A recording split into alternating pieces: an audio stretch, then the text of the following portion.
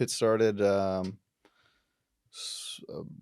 officially in 2011, but I was recording bands here and there before that, just taking my rig to places. I took it to people's houses. I had a practice space at downtown rehearsal, which is like there's a giant building downtown that is 4 floors of like bands from local bar rock to like Mr. Bungle and Fear Factory and shit like that. And so I had a space in there and would record bands at night sometimes. And then I had one demo do really well, and then it got a bunch of work, and it just spiraled from there.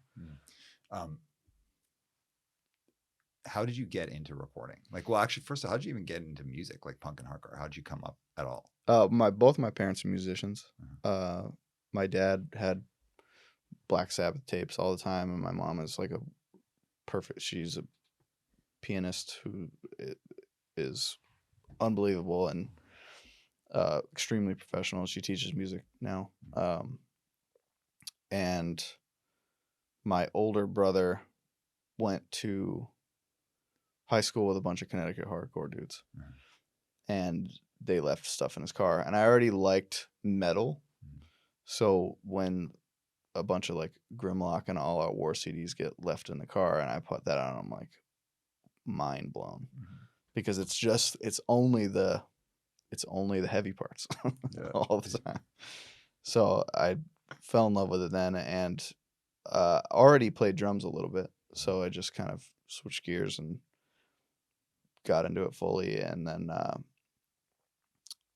nobody in my town in Connecticut really wanted to play what I wanted to play. So I started to learn guitar because I just wanted everything to be jin jin jin all the time, and nobody cared about that. So I picked up recording so that I could write songs by myself. And then we moved to California, and I knew even less people, and I really started to play music by myself. And then met a couple people just going to shows, and from specifically CaliHardcore.com, and started a band within like 3 months of living here.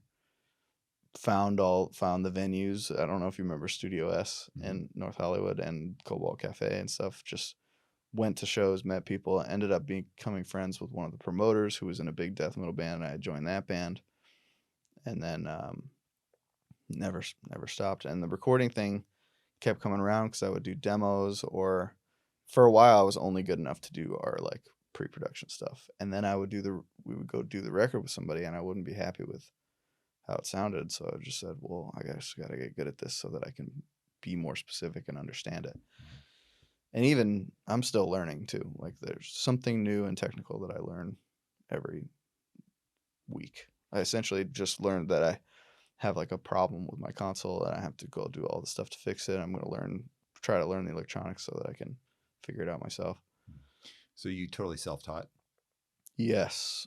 My dad got me started with both drums and the tech side of things because he was a tech manager for television, and he kind of just had some of the recording gear laying around, and he would show me the basics, and then I would learn it a little better than him over time. When was the first time you charged someone who wasn't your friend? Who wasn't my friend? Like, and maybe, acquaintance, but I mean like your friend, where you'd be doing it like friend deal kind of thing. It was probably 2011 or so, but even then, like the biggest records that I did between 2009 and 2011 were people I met through playing shows. Right. So they were all friends for a really long time. But then I think I started getting hit up by people out of town, maybe around 2012. How did you figure out what you were going to charge? It was really hard. I think the first 7-inch I did, I charged like $250 or something like that. But at the time, because our rent was way lower, we had 4 people living in the house. Like I didn't have a crazy overhead. I had the same car that I drove since high school. So to exist, I needed like $500. So it was really easy. So I felt weird about charging a lot. But over time, the overhead grew. So I had to start charging more. So how have you figured out how to charge more though? Like is there like a kind of accepted industry rate, or you just based it on what you think your value is? It was definitely what I thought my value was. And honestly, when I went to Kurt the first time and I heard his rate, I was like, can't charge anywhere near that because he's a fucking professional. Yeah. And then as time went on, his rate increased too. So it was like, okay, I can balance this out a little bit because it was so. That's my only frame of reference, honestly. It's just recording with other people and With hearing their honestly, rates. and when I paid other people, it was like sometimes it was 150 a day, sometimes it was like 500 a song, and then it got to the point where like, okay, I can do a better job than these, so I'll charge a little bit more. So when you're thinking about your worth, and now I'm just talking about it as a person who records and produces bands. If you're thinking about your worth, has anyone ever pushed back and been like, no, that's too much, and tried to like barter with you? All the time. How do you handle that? It's tough to, sometimes you got to just step outside the ego, and you have to kind of see how bad you need the work, or if you need to hold strong and say, no, this is the rate. And I've done both. There's been times where it's like, all right, let's do it for this because I think this band is awesome. Or like a label's paying. Like when a label barters with me, that's when I'm like, I have no fucking, I am not going to stand for that. Like, no, dude, come on. I know how many records you sell. I know how record pressing works. So I guess it depends on the situation. So there's been times I'd imagine you have to walk from projects. It usually gets worked out. But yeah, there's a few times where I haven't gotten them because the price is too high. Right. And there's like, okay, like I quote them 3,000 and they're like, we're looking for something for 500. I'm like, well, there's no middle ground. But sometimes I'll come back and say, well, if you can do this and we can do it in this amount of time, then we'll make it work. And sometimes that works too. Okay. A lot of people need to feel like they're getting a deal too. Right. So sometimes it'll be like, well, I usually do this, for you I'll do this. But it's usually within the realm of what it should cost. All right. If you had advice for young people who want to make a living doing this specific thing, like running a studio, doing their own studio, what advice would you have from like a business perspective and like how to grow your career? It's hard because I felt like it's really hard to plan it. Especially when you work within a certain genre. It's kind of, if it's not organic, I don't know how to do it.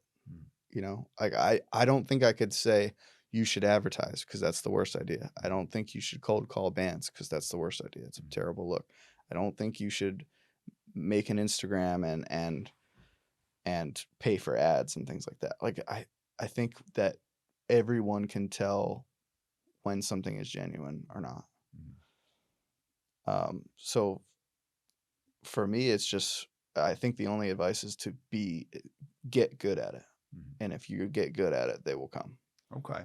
I dig that. Do you mind if I tell you how we've grown our business? Hit me with it.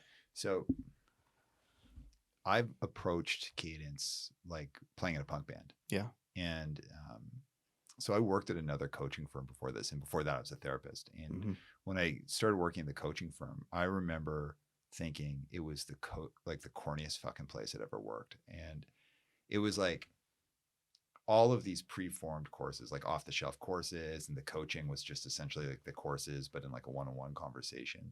And it wasn't what people wanted. Like it was sold like it was like leadership stuff. Yeah. And it was like this big thought out thing, but it was just like as if me and Spencer sat down one day and just said, okay, how do we teach people to be better public speakers? And then we put that in like a course or coaching. But I was kind of interested in the business side because growing up in a punk scene, like you're a business person, like without even knowing it. Totally, sometimes, man. Yeah. You do a zine? Yeah. You do a podcast, you do a website, you do any of these things. You're basically playing in bands, doing shows. You're basically a business person Yeah. to some degree or another, especially if you're like coordinating with other people, all the stuff that you and I know. Yeah. When I realized that business wasn't this like terrible, like, you know, corporate thing, and it's like, it's not like just like a black and white Dead Kennedy song kind of thing, where I was like, oh, like there's actually some interesting stuff there. I became really intrigued about learning how to build a business. I worked there for a while, did a bunch of stuff, and then I started Cadence. And my first thing was like, I'm never, ever going to like cold call people. I'm never going to do any of the things you just basically said. I'm like, I'm never going to do any of those things. I'm going to be undeniable, and I'm going to be so good that we get sought out. And not only do we get sought out by clients, we get sought out by people who want to work here. And that's what happened. So 5.5 years later, I started with just my cell phone and a notebook. And I was in like the worst period of my life. I was going through like a terrible life situation. I just put everything into doing this, but I only did it as a complete punk. And that might sound weird to people listening to this, because like, it's like, oh, well, you work in the corporate sector. It's like, yeah, but like, I didn't have peers. I didn't have like, my friends didn't do this kind of business. Yeah. Like there was no one who'd gone ahead of me. And I just did this thing, and I never, ever, ever, ever compromised on one thing until I got to a point where I had to start compromising. The best thing I ever did for the company in the early days was I brought on someone named Jerry, who's also a punk, and she's helped me learn how to compromise really well, figuring out how do we charge, how do we build business, how do we turn things down. Because like, man, we used to do work for crazy cheap, like super complex work. Mm-hmm. And I just hit a point where I realized I got to do this totally as myself, but I also have to start compromising. And now we're at a point, because we're trying to play outside of the arena that we've been in. We're doing advertising. Now we're doing those things.